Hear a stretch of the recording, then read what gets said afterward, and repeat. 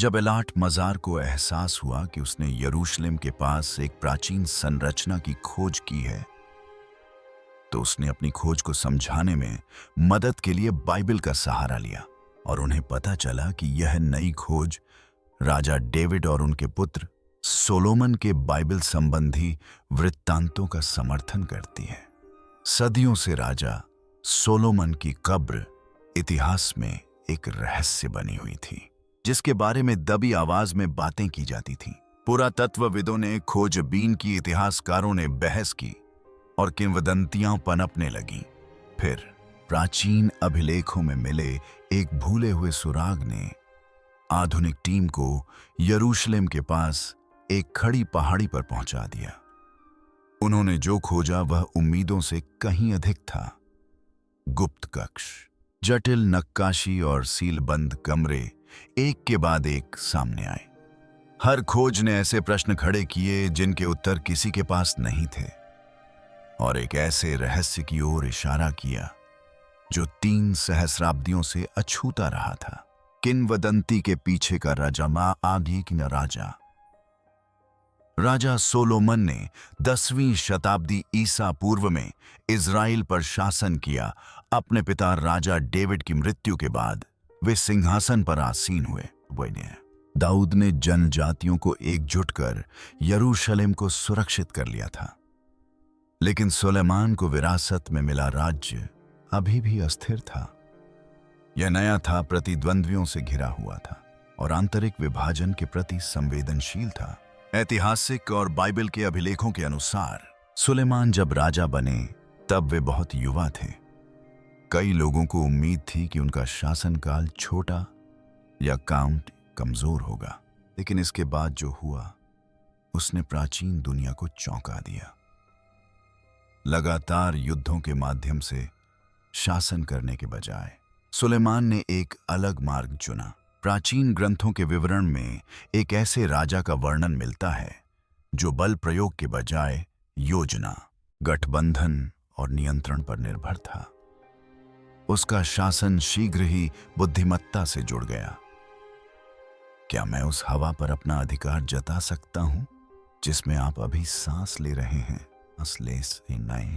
क्या यह मेरा है क्योंकि यह मेरे कक्ष में है? उनके निर्णयों की कहानियां पूरे क्षेत्र में फैल गईं। सबसे प्रसिद्ध वृत्तांत में 2 महिलाओं का वर्णन है, जिनमें से प्रत्येक ने एक ही बच्चे की मां होने का दावा किया। सुलेमान के फैसले ने बिना रक्तपात के सच्चाई को उजागर कर दिया। उनकी असली मां। यह कहानी पूरी तरह से ऐतिहासिक है या बाद की परंपराओं से प्रभावित है। यह दर्शाती है कि लोग उन्हें कैसे याद करते थे। उन्होंने उन्हें एक ऐसे शासक के रूप में देखा जो उन समस्याओं का समाधान कर सकता था जिनका समाधान दूसरे नहीं कर सकते थे। जैसे जैसे उनकी प्रतिष्ठा बढ़ती गई, वैसे वैसे उनकी संपत्ति भी बढ़ती गई। अभिलेखों और बाद की रिपोर्टों के अनुसार सोलोमन भूमध्य सागरीय क्षेत्र को अफ्रीका और एशिया से जोड़ने वाले प्रमुख व्यापार मार्गों पर नियंत्रण रखते थे। उनके अधिकार में भेजे गए जहाज तरशीश और ओफिर जैसे दूरस्थ क्षेत्रों में गए।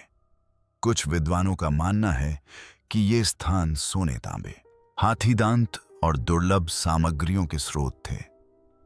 रिपोर्टों से पता चलता है कि इन अभियानों से ऐसी वस्तुएं वापस आईं जो पहले कभी यरूशलेम में नहीं देखी गई थीं। धन के इस प्रवाह ने राज्य का कायापलट कर दिया और सुलेमान को अपने समय के सबसे शक्तिशाली शासकों में स्थान दिलाया। राजा सुलेमान एक रहस्यमय व्यक्तित्व हैं क्योंकि बाइबल उनके बारे में कई दावे करती है। विशाल भूभाग पर उनका नियंत्रण था। सुलेमान की सत्ता का सबसे सशक्त प्रतीक यरूशलेम में पहले मंदिर का निर्माण था। प्राचीन लेखों के अनुसार इस परियोजना में 7 वर्ष लगे और इसके लिए अभूतपूर्व पैमाने पर सावधानी पूर्वक योजना बनाने की आवश्यकता थी। देवदार की लकड़ी लेबनान से मंगाई गई थी। पत्थर के बड़े बड़े टुकड़ों को इतनी सटीकता से काटा गया था कि वे आपस में मजबूती से जुड़ गए। बाइबल के वृत्तांतों के अनुसार खदान में ही इन टुकड़ों को इतनी कुशलता से तराशा गया था कि मंदिर के निर्माण स्थल पर हथौड़े की कोई आवाज नहीं सुनाई दी। सोने का उपयोग न केवल सजावट के लिए किया गया था, बल्कि यह संरचना का एक अभिन्न अंग भी था। परंपरा के अनुसार यह मंदिर इस्राएलियों के लिए उपासना और पहचान का केंद्र बन गया। इसने यरूशलेम को एक राजनीतिक और आध्यात्मिक राजधानी में बदल दिया। कई लोगों का मानना है कि यह इमारत हमेशा के लिए खड़ी रहने के लिए बनाई गई थी। इमारत के निर्माण के 300 या 400 साल बाद भी यह इमारत यरूशलेम में खड़ी थी। सुलेमान की प्रसिद्धि उनकी सीमाओं से बहुत दूर तक फैल गई। विदेशी शासक उनसे मिलने के लिए यरूशलेम आने लगे। सबसे प्रसिद्ध आगंतुक शीबा की रानी थीं। कहा जाता है कि वह उपहारों से भरे कारवां के साथ आईं और सुलेमान से कठिन प्रश्न पूछकर उनकी परीक्षा ली। प्राचीन स्रोतों के अनुसार वह उनके ज्ञान और धन से प्रभावित और विचलित दोनों हुई थीं, चाहे हर विवरण सटीक हो या नहीं। यह कहानी दर्शाती है कि प्राचीन विश्व में सुलेमान को किस दृष्टि से देखा जाता था। राजा सुलेमान की प्रसिद्धि लहरों की तरह फैल गई थी। मैं उनके ज्ञान के सागर में स्नान करने के लिए कई महीनों तक रेगिस्तान पार करके आई थी। उन्हें एक साधारण राजा के रूप में नहीं देखा जाता था। उन्हें ऐसे व्यक्ति के रूप में देखा जाता था जो उन चीजों को समझते थे जिन्हें दूसरे नहीं समझते थे। सुलेमान की मृत्यु के बाद उनके आसपास की दुनिया में सन्नाटा छा गया। अभिलेख बंद हो गए, विवरण गायब हो गए और उनके अंतिम दिनों के बाद जो कुछ भी हुआ वह लगभग तुरंत ही पहुंच से बाहर हो गया। लापता मकबरे का सदी भर पुराना रहस्य। सुलेमान की मृत्यु के बाद एक बेहद परेशान करने वाली बात स्पष्ट हो गई। उनका नाम कानूनों, गीतों, परंपराओं और बाद के लेखों में हर जगह दिखाई देता रहा, लेकिन उनके भौतिक अवशेष इतिहास से मानो गायब हो गए। जब इतिहासकारों और पुरातत्वविदों ने यरूशलेम के प्राचीन भूभाग का अध्ययन करना शुरू किया तो उन्हें एक चिंताजनक सन्नाटा मिला। सुलेमान से जुड़ा कोई चिन्ह नहीं था, कोई पुष्ट संरचना नहीं थी, ऐसा कोई समाधि कक्ष नहीं मिला जिसे विश्वसनीय रूप से उनसे जोड़ा जा सके। प्राचीन विश्व के सबसे शक्तिशाली व्यक्तियों में से एक माने जाने वाले राजा के लिए यह अनुपस्थिति गंभीर चिंता का विषय थी। यह अप्रत्याशित था, यह चिंताजनक था। सुलेमान की तुलना उनके समय के अन्य शासकों से करने पर यह रहस्य और भी अधिक रोचक हो जाता है। उनके पिता राजा दाऊद परंपरागत रूप से एक ऐसे समाधि स्थल से जुड़े हुए हैं जिसे सदियों से पहचाना और सम्मानित किया जाता रहा है। अन्य इस्राएली राजाओं ने भी अपने पीछे मकबरे, शिलालेख या भौतिक निशान छोड़े हैं जो स्पष्ट रूप से उनके अंतिम विश्राम स्थलों की ओर इशारा करते हैं। सुलेमान ने ऐसा नहीं किया। इतिहासकारों द्वारा दी गई एक व्याख्या विनाश पर केंद्रित है। 586 ईसा पूर्व में बेबीलोन की सेनाओं ने यरूशलेम पर आक्रमण किया। शहर को जला दिया गया, दीवारें तोड़ दी गईं और पवित्र भवनों को लूट लिया गया। ऐतिहासिक रिपोर्टों के अनुसार शहर के पूरे हिस्से मलबे में तब्दील हो गए थे। कुछ लोगों का मानना है कि इस अफरा तफरी के दौरान सुलेमान का दफन स्थल क्षतिग्रस्त हो गया होगा या पूरी तरह नष्ट हो गया होगा, लेकिन इन अभिलेखों में जिस बात का कोई जिक्र नहीं है वह है वाचा का संदूक, जिसका जिक्र निश्चित रूप से होता अगर वे उसे ले गए होते। पहली नजर में यह व्याख्या तर्कसंगत लगती है, लेकिन इससे एक और समस्या खड़ी हो जाती है। अन्य शाही मकबरे विनाश से बच गए या कम से कम अपने निशान छोड़ गए। सुलेमान का मकबरा नहीं बचा। इससे शोधकर्ताओं ने एक और संभावना पर विचार किया।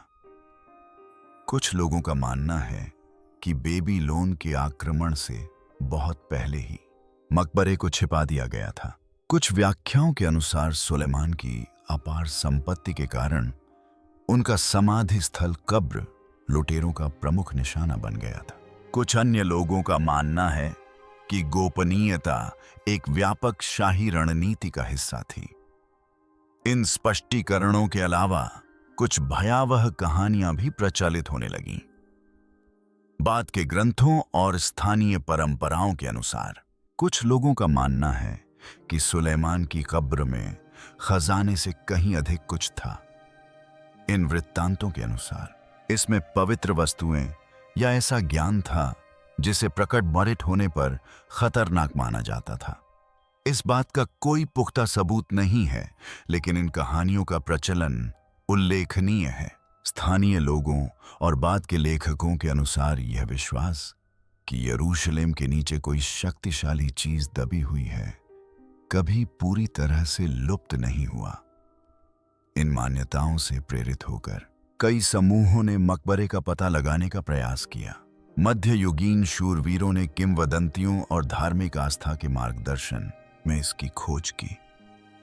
बाद की शताब्दियों के खोजकर्ताओं ने प्राचीन मानचित्रों और अफवाहों का अनुसरण किया।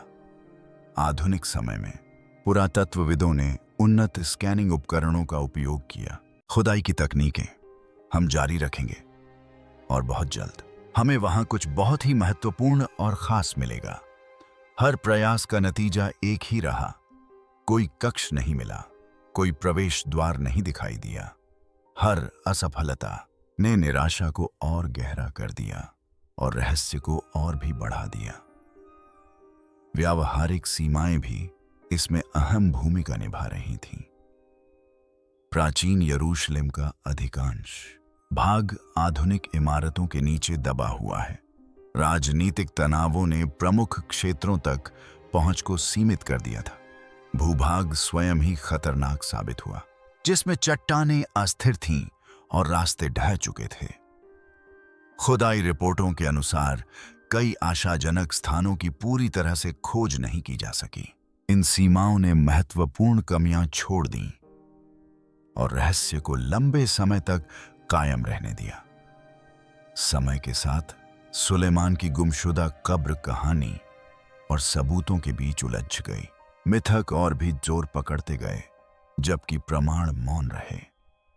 विद्वानों में बहस छिड़ी, विश्वासियों ने प्रतीक्षा की, संशयवादियों ने पूरे विषय को मिथक करार दिया। फिर भी चुप्पी मिटने का नाम नहीं ले रही थी। सदियों तक हर स्वीकृत विधि विफल रही, लेकिन कहानी अभी खत्म नहीं हुई थी। सबसे अप्रत्याशित स्थान पर खोज। ठीक है, यह टेम्पल माउंट के दोहरे द्वारों का एक हिस्सा है। यह टेम्पल माउंट के भूमिगत भाग तक भी जाता है। सदियों से सुलेमान के रहस्यों की खोज इसी भूमिगत भाग पर केंद्रित रही है। पुरातत्वविदों ने उन स्थानों पर खुदाई की जहां परंपरा उन्हें निर्देशित करती थी। उन्होंने मंदिरों, दीवारों और ज्ञात शाही क्षेत्रों के नीचे छानबीन की। हर प्रयास व्यर्थ ही समाप्त हुआ। डॉक्टर के कार्यों से यह सिलसिला बदल गया। एमिली कार्टर एक आधुनिक पुरातत्वविद थीं, जिनका मानना था कि जवाब पत्थरों में नहीं बल्कि कागजों में छिपे हुए हैं। डॉक्टर कार्टर नाटकीय उत्खनन के लिए प्रसिद्ध नहीं थीं। सहकर्मियों के अनुसार उनकी सबसे बड़ी खूबी धैर्य थी। खुदाई का नेतृत्व करने के बजाय उन्होंने वर्षों तक उन प्राचीन अभिलेखों का अध्ययन किया जिन्हें अधिकांश शोधकर्ताओं ने अनदेखा कर दिया था। इनमें कर, सूचियां, श्रम भुगतान, आपूर्ति लॉग और लौह युग के उत्तरार्ध के प्रशासनिक नोट्स शामिल थे। कई लोग इन दस्तावेजों को नीरस और दोहरावदार मानते थे। डॉक्टर कार्टर को विश्वास था कि वे ईमानदार थे। उनका मानना था कि हिसाब किताब के लिए रखे गए रिकॉर्ड अक्सर उन सच्चाइयों को उजागर करते थे जिन्हें कहानियां छिपाने की कोशिश करती थीं। क्षेत्रीय अभिलेखागारों से अनुवादित अंशों की समीक्षा करते समय उन्होंने कुछ असामान्य देखा। कुछ रिकॉर्डों में पत्थर औजार भोजन और मजदूरी की बड़ी खेपों का उल्लेख था। ये छोटी खेपें नहीं थीं और उन्होंने खड़े गड्ढे की जांच की और हड्डियों कंकालों का अध्ययन किया। शव को यहीं बेंच पर छोड़ दिया जाता था। ये सुनियोजित दोहराए जाने वाले और महंगे थे, फिर भी गंतव्य का नाम स्पष्ट रूप से नहीं बताया गया था। स्थान के नामों के बजाय दस्तावेजों में संरक्षित स्थल या प्रतिबंधित क्षेत्र जैसे अस्पष्ट संदर्भों का उपयोग किया गया था। रिपोर्टों के अनुसार यह पैटर्न कई वर्षों में कई बार सामने आया। पहले तो डॉक्टर कार्टर ने सोचा कि ये अंतराल क्षतिग्रस्त होने या खराब रखरखाव के कारण है, लेकिन यह पैटर्न विभिन्न दस्तावेजों में जारी रहा। कुछ दस्तावेजों में गार्डों के भुगतान का उल्लेख था, जबकि अन्य में अज्ञात स्थानों पर तैनात श्रमिकों के लिए अतिरिक्त राशन का जिक्र था। जब उन्होंने समय सीमाओं की तुलना की तो उन्हें कुछ और ही नजर आया। ये प्रविष्टियां सुलेमान के शासनकाल के अंतिम वर्षों के आसपास केंद्रित थीं। इस विवरण ने उनका ध्यान आकर्षित किया। डॉक्टर कार्टर ने ज्ञात भूगोल के साथ अभिलेखों का मिलान करना शुरू किया। उन्होंने दस्तावेजों में उल्लिखित दूरियों, आपूर्ति की मात्रा और यात्रा समय की तुलना की। यदि इस किंवदंती में कुछ सच्चाई है तो राजा सुलेमान का खजाना कहाँ दफन है? धीरे धीरे एक अनुमानित स्थान निर्धारित होने लगा। यह मुख्य शहर के अंदर नहीं था, यह मंदिर के पास भी नहीं था। उनके विश्लेषण के अनुसार यह निशान यरूशलेम के दक्षिण में दाऊद के शहर के पास सिलवान नामक क्षेत्र में एक खड़ी पहाड़ी की ओर जाता था। इस स्थान ने तुरंत चिंता पैदा कर दी। पहाड़ी अस्थिर और खतरनाक थी। बाद की शताब्दियों की खुदाई रिपोर्टों के अनुसार वहां की जमीन धंसने की आशंका थी। प्राचीन सुरंगें कमजोर चट्टानों से होकर गुजरती थीं। स्थानीय लोग लंबे समय से इस क्षेत्र में गहरी खुदाई से बचते रहे थे। दशकों से पुरातत्वविदों ने इसे पूरी तरह से अन्वेषण के लिए अत्यधिक जोखिम भरा बताया था। शायद यही कारण था कि यह क्षेत्र अछूता रहा। कुछ व्याख्याओं के अनुसार दस्तावेजों से पता चलता है कि यह स्थल न केवल छिपा हुआ था बल्कि संरक्षित भी था। पहरेदारों और प्रतिबंधित पहुंच के संदर्भ जानबूझकर किए गए नियंत्रण का संकेत देते हैं। कुछ लोगों का मानना है कि यह किसी शाही परियोजना की ओर इशारा करता है जिसे गुप्त रखने का इरादा था। कुछ अन्य लोग चेतावनी देते हैं कि केवल अभिलेखों से इसकी पुष्टि नहीं हो सकती। फिर भी इस संगति को नजरअंदाज करना मुश्किल था। राजा सुलेमान एक दिलचस्प व्यक्तित्व हैं क्योंकि बाइबल उनके बारे में कई दावे करती है। जब डॉक्टर कार्टर ने अपने निष्कर्ष प्रस्तुत किए तो प्रतिक्रिया मिली जुली रही। कुछ ने इसे अनुमान मात्र बताकर खारिज कर दिया, जबकि अन्य को एक अजीब सी बेचैनी महसूस हुई।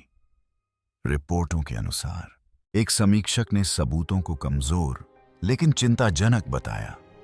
दूसरे ने कहा कि नाम का न होना ही शायद सबसे बड़ा सुराग हो सकता है। कई लोगों को इस बात से ही परेशानी नहीं हुई कि सुराग कहां ले जाता है, बल्कि इस बात से भी कि इसे अनदेखा क्यों किया गया। दस्तावेज तो हमेशा से मौजूद थे, उन्हें सूचीबद्ध किया गया था और उनका अनुवाद भी किया गया था। उन पर बस ध्यान ही नहीं दिया गया था। डॉक्टर कार्टर के काम से पता चला कि सुलेमान के रहस्य का सबसे बड़ा सुराग सबके सामने ही छिपा हुआ था। कागजी सबूतों का सिलसिला खत्म हो चुका था। अब बस जमीन ही बची थी और अभिलेखों के परे इंतजार कर रही पहाड़ी एक बात के लिए सबसे ज्यादा जानी जाती थी, वह गलतियों को माफ नहीं करती थी। आगे का रास्ता अब सुरक्षित या सैद्धांतिक नहीं रहेगा। इसमें कार्रवाई की जरूरत होगी, इसमें जोखिम शामिल होगा, इसमें अस्थिर जमीन शामिल होगी और यह टीम को एक ऐसी जगह का सामना करने के लिए मजबूर करेगी जिसे इतिहास और सावधानी ने सदियों से अछूता रखा था। वह पहाड़ी इंतजार कर रही थी। सिल्वान की अछूती पहाड़ी। सिल्वान की पहाड़ी ढलान किसी रहस्य को उजागर करने वाली जगह नहीं लगती थी। यह खड़ी ढलान वाली, ऊबड़ खाबड़ और नुकीले चूना पत्थर से बनी थी, जो दबाव पड़ने पर आसानी से टूट जाता था। मिट्टी बिना किसी चेतावनी के खिसकती रहती थी। खुदाई के रिकॉर्ड के अनुसार ढलान के कुछ हिस्से अतीत में बिना किसी पूर्व सूचना के ढह चुके थे। यह स्थिर जमीन नहीं थी। यह ऐसी जमीन थी जहां काम करने वाले घायल हो जाते थे और औजार दब जाते थे। दशकों से पुरातत्वविदों ने इसे एक खतरनाक क्षेत्र के रूप में चिन्हित किया हुआ था। इसके अलावा भी कई अन्य बाधाएं थीं। यह इलाका संवेदनशील स्थानों के पास स्थित था, जहां पहुंच सीमित थी और परमिट प्राप्त करना कठिन था। राजनीतिक तनाव के कारण दीर्घकालिक खुदाई लगभग असंभव थी। पहले के सर्वेक्षण दल की रिपोर्टों के अनुसार उथले स्तर पर भी खुदाई के लिए निरंतर बातचीत की आवश्यकता होती थी। अधिकांश शोधकर्ताओं ने आसान स्थलों को चुना। सिल्वान की पहाड़ी अछूती रही, इसलिए नहीं कि उसमें रुचि की कमी थी, अन्यों के हुआ, बल्कि इसीलिए कि जोखिम लाभ से कहीं अधिक था। डॉक्टर कार्टर की टीम ने समस्या का समाधान अलग तरीके से किया। खुदाई करने के बजाय वे ऐसे ग्राउंड पेनेट्रेटिंग रडार उपकरण लेकर आए जो सतह को बिना छेड़े उसके नीचे स्कैन कर सकता था। यह तकनीक रिक्त स्थानों, दीवारों और पदार्थ के घनत्व में परिवर्तन का पता लगा सकती थी। विशेषज्ञों के अनुसार यह उन कुछ उपकरणों में से एक था जो अस्थिर जमीन पर सुरक्षित रूप से काम करने में सक्षम थे। टीम ने ढलान का सावधानीपूर्वक खंड दर खंड मानचित्रण किया। शुरुआती परिणाम निराशाजनक थे। एक के बाद एक स्कैन में कुछ भी असामान्य नहीं दिखा। न कोई कक्ष, न कोई दीवार, न कोई स्पष्ट सुरंग। टीम के नोट्स के अनुसार संदेह फैलने लगा। कुछ लोगों को लगा कि शायद दस्तावेजों ने उन्हें गुमराह किया है। दूसरों ने सवाल उठाया कि क्या जमीन इतनी क्षतिग्रस्त थी कि उसे स्पष्ट रूप से पढ़ना संभव नहीं था। कई सप्ताह बीत गए, लेकिन कोई सफलता नहीं मिली। तनाव बढ़ता गया। फिर प्रकृति ने हस्तक्षेप किया। मौसम रिपोर्टों के अनुसार रात भर में अचानक और भीषण बारिश ने इलाके को अपनी चपेट में ले लिया। पहाड़ी से पानी बह रहा था, जिससे मिट्टी ढीली हो गई और मलबा नीचे की ओर बह गया।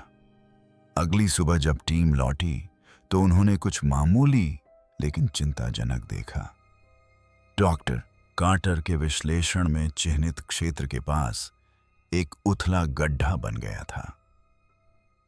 यह छोटा था और आसानी से नजरअंदाज हो सकता था, लेकिन यह पहले वहां नहीं था। संभावित भूस्खलन की आशंका से चिंतित होकर टीम ने तुरंत उस क्षेत्र का पुनः सर्वेक्षण किया। इस बार माप बदल गए। सतह के नीचे रडार ने सीधी रेखाएं, समकोण और दोहराए जाने वाले पैटर्न का पता लगाया। मौके पर मौजूद इंजीनियरों के अनुसार ये आकृतियां प्राकृतिक रूप से नहीं बन सकती थीं। पत्थर की दरारों से साफ कोने नहीं बने थे। मिट्टी ग्रिड में नहीं जमी थी। डेटा से सुरंगों का संकेत मिला। जैसे जैसे स्कैन का दायरा बढ़ा, तस्वीर और स्पष्ट होती गई। पहाड़ी के नीचे कई रास्ते थे। कुछ संकरे दिखाई दिए, कुछ चौड़े होकर फिर संकरे हो गए। प्रारंभिक विश्लेषणों के अनुसार यह लेआउट जानबूझकर बनाया गया था। सुरंगें बेतरतीब नहीं थीं, बल्कि सुनियोजित थीं। टीम को सबसे ज्यादा परेशान करने वाली बात थी इसका छिपाव। संरचना इतनी गहराई में थी कि सतह से इसका पता न चल सके, लेकिन इतनी उथली भी थी कि सही दिशा जानने पर आसानी से पहुंचा जा सके। कुछ लोगों का मानना है कि इसे कटाव और समय के प्रभाव से बचाने के लिए सोच समझकर बनाया गया था। वहीं कुछ अन्य लोगों का कहना है कि इसके लिए और अधिक जानकारी की आवश्यकता है। फिर भी इसकी सटीकता को नजरअंदाज करना असंभव था। सर्वेक्षण के अंत तक एक निष्कर्ष पर पहुंचना लाजमी था। यह पहाड़ी खाली नहीं थी, इसे बड़ी कुशलता से बनाया गया था और इसके नीचे जो कुछ भी था उसे बड़ी सावधानी और कुशलता से संरक्षित किया गया था। टीम को अभी तक एक भी कक्ष नहीं मिला था, उन्हें एक प्रणाली मिली थी और इसका मतलब था कि असली खतरा अभी बाकी था। एक प्राचीन मकबरे की अद्भुत सुरक्षा व्यवस्था। सुरंग प्रणाली के अस्तित्व की पुष्टि हो जाने के बाद टीम समझ गई कि अब वे किसी साधारण दफन स्थल से नहीं निपट रहे हैं। प्रारंभिक आकलन के अनुसार पहाड़ी के नीचे बने ये मार्ग अनजाने में प्रवेश करने वाले किसी भी व्यक्ति को भ्रमित करने, देरी करने और दंडित करने के लिए बनाए गए थे। पहले खोजे गए हिस्सों में संकरे गलियारे मिले जो कहीं नहीं जाते थे। कुछ ठोस चट्टान में अचानक समाप्त हो जाते थे, कुछ वापस अपने ही मार्ग पर लौट आते थे। ये कोई गलती नहीं थी। संरचनात्मक विश्लेषकों के अनुसार ये जानबूझकर बनाए गए बंद रास्ते थे, जिनका उद्देश्य घुसपैठियों को थकाना और उनका समय बर्बाद करना था। जैसे जैसे टीम सावधानीपूर्वक आगे बढ़ी और भी खतरे सामने आए। कुछ हिस्सों में जानबूझकर अस्थिरता के संकेत मिले। पत्थर के सहारे इस तरह लगाए गए थे कि दबाव पड़ने पर वे खिसक सकते थे। इंजीनियरिंग टीम की रिपोर्ट के अनुसार एक छोटी सी हलचल भी छत के कुछ हिस्सों को गिरा सकती थी। इन विशेषताओं से पता चलता है कि बिल्डरों ने घुसपैठियों की आशंका जताई थी और उनके लिए योजना बनाई थी। इस जगह को डिजाइन करने वाले व्यक्ति को डर की कार्यप्रणाली और वातावरण को हथियार के रूप में इस्तेमाल करने का तरीका अच्छी तरह से समझ आता था। एक पुराने जंक्शन के पास टीम ने पत्थर पर खुदे हुए निशान देखे। वे निशान धुंधले और बुरी तरह से घिसे हुए थे। पहली नजर में वे सजावटी या अर्थहीन प्रतीत हुए। बारीकी से निरीक्षण करने पर विशिष्ट ऊंचाइयों पर बार बार दोहराए गए प्रतीक और बिंबियां और हल्की खांचे दिखाई दिए। कुछ व्याख्याओं के अनुसार ये चेतावनी के बजाय निर्देश हो सकते हैं। उन्हें ऐसी जगह पर रखा गया था जहां केवल सही जगह पर खड़े व्यक्ति ही उन्हें स्पष्ट रूप से देख सकते थे। कुछ अन्य लोगों का मानना है कि वे सुरंगों से गुजरने के लिए दिशा निर्देश चिह्नक के रूप में काम करते थे। इस पर अभी तक कोई अंतिम सहमति नहीं बनी है, लेकिन यह स्थान जानबूझकर निर्धारित किया गया था।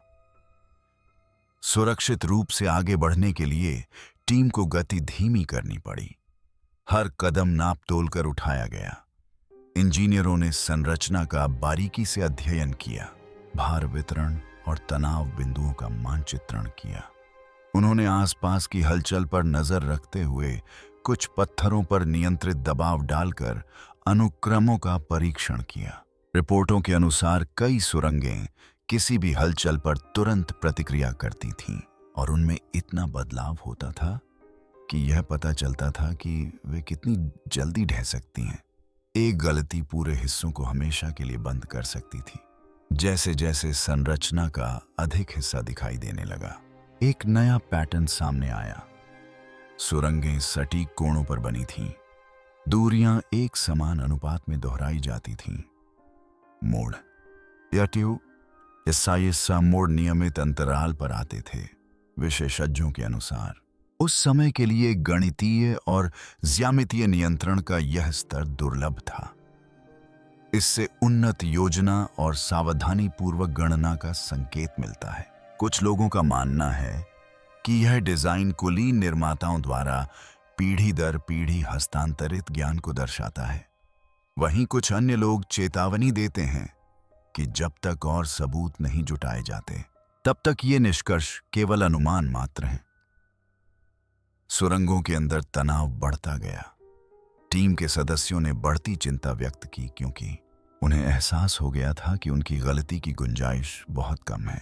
रोशनी से बस कुछ ही मीटर आगे का नजारा दिखाई दे रहा था। उनके पीछे पहाड़ी चारों ओर से उन पर दबाव बना रही थी। फील्ड नोट्स के अनुसार सन्नाटा गहरा होता जा रहा था। हर हरकत का अपना परिणाम था। एक समय पर उन्हें यह एहसास हुआ, इस जगह को बलपूर्वक खोजा नहीं जा सकता था, इसे समझा जाना था। रक्षा प्रणालियों ने केवल प्रवेश को अवरुद्ध नहीं किया, बल्कि घुसपैठिए की परीक्षा भी ली। कुछ शोधकर्ताओं के अनुसार इस डिजाइन से पता चलता है कि मकबरे तक केवल उन्हीं लोगों को पहुंचने की अनुमति थी जो इसके संकेतों को पढ़ना और इसके तर्क का सम्मान करना जानते थे। जब तक टीम ने मुख्य बाधाओं को पार करने का रास्ता खोज निकाला, तब तक एक सच्चाई स्पष्ट हो गई। ये सुरक्षा व्यवस्थाएं केवल बाहरी परत थीं।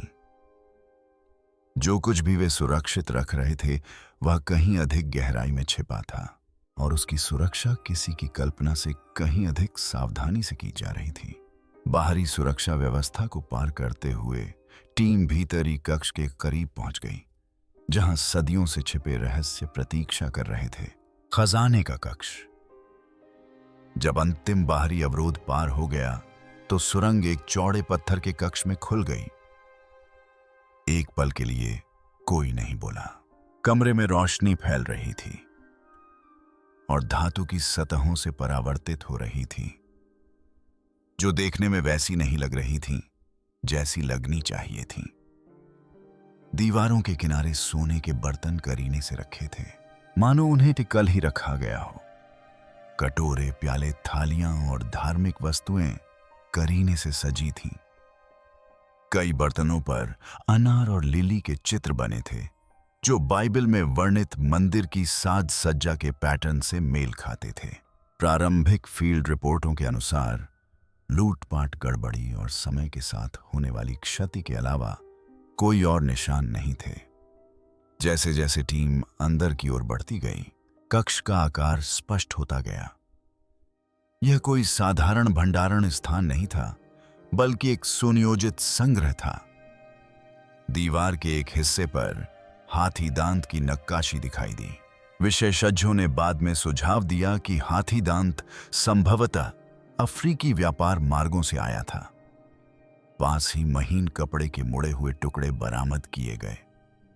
कुछ लोगों का मानना है कि ये रेशम थे, जो भारत जैसे दूर दराज के क्षेत्रों के साथ लंबी दूरी के संपर्क की ओर इशारा करते हैं। मिट्टी के बर्तनों में मसालों और राल के जमे हुए अवशेष मिले।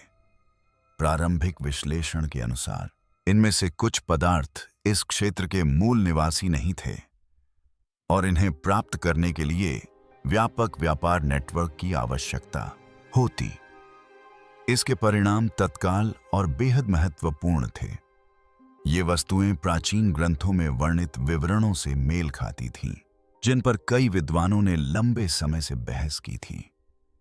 बड़ी मात्रा में सोना, दूर देशों से दुर्लभ वस्तुएं, ऐसी सामग्रियां जो इस बात की पुष्टि करती थीं कि यरूशलेम प्राचीन विश्व से जुड़ा हुआ था। मंदिर और यरूशलेम के पुनर्निर्माण से लेकर एक आने वाले मसीहाय राजा तक। स्थल पर मौजूद पुरातत्वविदों के अनुसार यह कक्ष अकेले ही इस बात का भौतिक प्रमाण था कि सुलेमान का राज्य वैश्विक स्तर पर संचालित होता था। जो कभी किताबों में तर्क वितर्क का विषय था, वह अब उनके सामने था। पत्थर की दीवारों पर शिलालेख खोदे हुए थे। कुछ साधारण चिन्ह थे जो शायद स्वामित्व या धार्मिक अनुष्ठानों के उपयोग को दर्शाते थे। अन्य अधिक जटिल थे। प्रतीकों को एक निश्चित पैटर्न में दोहराया गया था। विशिष्ट वस्तुओं के बगल में छोटे छोटे वाक्यांश अंकित थे। कुछ व्याख्याओं के अनुसार ये नक्काशी पवित्र वस्तुओं के संग्रह, रिकॉर्ड या उन्हें संभालने के निर्देशों के रूप में काम करती होंगी। कुछ लोगों का मानना है कि इन चिन्हों में गुप्त अर्थ छिपे थे, जो केवल एक छोटे समूह के लिए थे। अभी तक कोई अंतिम निष्कर्ष नहीं निकला है, लेकिन यह माना जाता है कि इन्हें जानबूझकर इस तरह से रखा गया था। फिर कुछ परेशान करने वाली बातें सामने आईं। कुछ कलाकृतियां उम्मीदों पर खरी नहीं उतरी। कुछ प्रतीक उस काल की ज्ञात लेखन प्रणालियों से मेल नहीं खाते थे। कुछ डिजाइन या तो पुराने प्रतीत होते थे या उन संस्कृतियों से प्रभावित थे जिनका उस समय यरूशलेम से कोई संपर्क नहीं होना चाहिए था। अपुष्ट रिपोर्टों के अनुसार इससे शोधकर्ताओं में तुरंत चिंता पैदा हो गई। या तो समय रेखा अधूरी थी या इन वस्तुओं को यहां अज्ञात कारणों से रखा गया था। इस अनिश्चितता ने कक्ष के अंदर तनाव पैदा कर दिया। टीम को सबसे ज्यादा चौंका देने वाली बात वहां मौजूद हर चीज की हालत थी। कक्ष को अत्यंत सावधानी से सील किया गया था। जरा भी नमी अंदर नहीं गई थी। किसी भी प्रकार के ढहने से स्थान में कोई गड़बड़ी नहीं हुई थी। यहां तक कि जैविक सामग्री भी सावधानी पूर्वक संरक्षण के संकेत दे रही थी। संरक्षण विशेषज्ञों के अनुसार इस स्तर की सुरक्षा से उन्नत योजना और समय के प्रभाव से बचाव की समझ का पता चलता है। टीम के सदस्यों ने बाद में उस क्षण को अवास्तविक बताया। कुछ लोग स्तब्ध रह गए, कुछ को बोलने में कठिनाई हो रही थी। यह कक्ष हर उम्मीद से कहीं बेहतर निकला। फिर भी जैसे जैसे दस्तावेजीकरण आगे बढ़ा, एक अजीब सी अनुभूति होने लगी। लेआउट अधूरा सा लग रहा था। व्यवस्था से ऐसा लग रहा था मानो तैयारी हो रही हो, न कि कोई अंतिम पड़ाव। कई शोधकर्ताओं के अनुसार यह मंजिल नहीं थी, यह एक प्रवेश कक्ष था। एक ऐसी जगह जिसका उद्देश्य आगंतुक को प्रभावित करना, उसका ध्यान भटकाना या उसे तैयार करना था। हालांकि सोने ने सबका ध्यान खींचा, लेकिन यह स्पष्ट हो गया कि धन ही अंतिम रहस्य नहीं था। कुछ और गहरा रहस्य अभी भी छिपा हुआ था। अंदर का कमरा। अंतिम मार्ग एक ऐसी दीवार पर आकर समाप्त हुआ जो आकस्मिक नहीं लग रही थी। यहां पत्थर के ब्लॉक अधिक चिकने थे, जोड़ अधिक मजबूत थे। खुदाई के नोट्स के अनुसार इस भाग में ढहने या मरम्मत के कोई संकेत नहीं थे। इसे जानबूझकर सील किया गया था। जब टीम को प्रवेश मिला तो वे एक ऐसे कक्ष में पहुंचे जो परिसर में पाए गए किसी भी अन्य कक्ष से भिन्न था। दीवारें शिलालेखों और सटीक ज्यामितीय आकृतियों से ढकी हुई थीं। वृत्त त्रिभुजों को काट रहे थे। रेखाएं निश्चित अंतरालों पर दोहराई गई थीं। सुलेमान से जुड़े प्रतीक पूरे कमरे में सावधानी पूर्वक और एक रूपता से उकेरे गए थे। शिलालेख विशेषज्ञों के अनुसार ये चिन्ह केवल सजावटी नहीं थे, वे नियमों का पालन करते थे। प्रत्येक प्रतीक दूसरे के साथ संरेखित था, कुछ भी यादृच्छिक नहीं था। लेआउट से एक ऐसी प्रणाली का संकेत मिलता था जिसे पढ़ा जाना था, न कि केवल देखा जाना। कक्ष के केंद्र में पत्थर के फर्श पर खुदा हुआ एक प्रतीक था जिसे कई लोगों ने तुरंत पहचान लिया। ऐतिहासिक परंपरा के अनुसार यह उस प्रतीक से मेल खाता था जिसे बाद के स्रोतों ने सुलेमान की मुहर बताया। कुछ किंवदंतियां दावा करती हैं कि इसका उपयोग आत्माओं को आदेश देने के लिए किया जाता था। अन्य कहती हैं कि यह पवित्र ज्ञान का प्रतीक था जिसे गुप्त रखा जाना था। पुरातत्वविदों ने इसके महत्व को बढ़ा चढ़ाकर बताने में सावधानी बरती। इस बात का कोई प्रमाण नहीं है कि इस मुहर का कोई अलौकिक कार्य था, फिर भी कमरे के केंद्र में इसकी स्थिति का अपना महत्व था। यह अधिकार और चेतावनी का प्रतीक था। दीवारों के साथ साथ पत्थर में सीधे तराशे गए संकरे खांचों में मिट्टी की पट्टियां रखी हुई थीं। कई पट्टियां साबुत थीं, कुछ में दरारें थीं, लेकिन उन पर लिखावट पढ़ी जा सकती थी। प्रारंभिक विश्लेषण के अनुसार कई पट्टियों पर ऐसे माप अंकित थे जो मंदिर के ज्ञात बाइबल संबंधी विवरणों से काफी मिलते जुलते थे। कमरों का अनुपात, संरचनात्मक बिंदुओं के बीच की दूरी, अनुपात को सटीकता से दोहराया गया था। अन्य शिलालेखों को समझना कठिन था। उनमें संख्याओं, प्रतीकों और निर्देशों के ऐसे क्रम थे जो उस काल की किसी भी जात लेखन प्रणाली या लेखांकन पद्धति से मेल नहीं खाते थे। कुछ शोधकर्ताओं ने सोलोमन की कुंजी के नाम से जाने जाने वाले बाद के ग्रंथों से समानताएं देखीं। यह मध्य युगीन कृति सोलोमन के नाम से जुड़े प्राचीन ज्ञान और अनुष्ठानों को संरक्षित करने का दावा करती है। विद्वान इस बात पर जोर देते हैं कि इस संबंध को सिद्ध नहीं किया जा सकता। ये ग्रंथ सदियों के अंतराल पर लिखे गए हैं, फिर भी प्रतीकों, संरचना और गुप्त ज्ञान पर दिए गए जोर में समानता ने कई कठिन प्रश्न खड़े कर दिए। कुछ व्याख्याओं के अनुसार ये पट्टियां किसी प्राचीन स्रोत का प्रतिनिधित्व करती हैं, जिसे बाद में नकल किया गया, रूपांतरित किया गया या मिथकीय रूप दिया गया। जो बात स्पष्ट हुई वह थी कक्ष की बनावट। इंजीनियरों के अनुसार इसे इस प्रकार बनाया गया था कि यदि बाहरी कमरों में सेंध भी लग जाए तो भी यह स्थान छिपा रहेगा। पहुंच मार्ग संकरा, घुमावदार और जानबूझकर भ्रामक था। जब तक कोई इस प्रणाली को अच्छी तरह से न समझ ले, तब तक इसे आसानी से नजरअंदाज किया जा सकता था। यह कक्ष आक्रमणकारियों को प्रभावित करने के लिए नहीं बनाया गया था, इसे खोज से बचने के लिए बनाया गया था। जैसे जैसे टीम ने शिलापत्रों का अध्ययन किया, तनाव बढ़ता गया। इसमें शामिल गणित उन्नत था।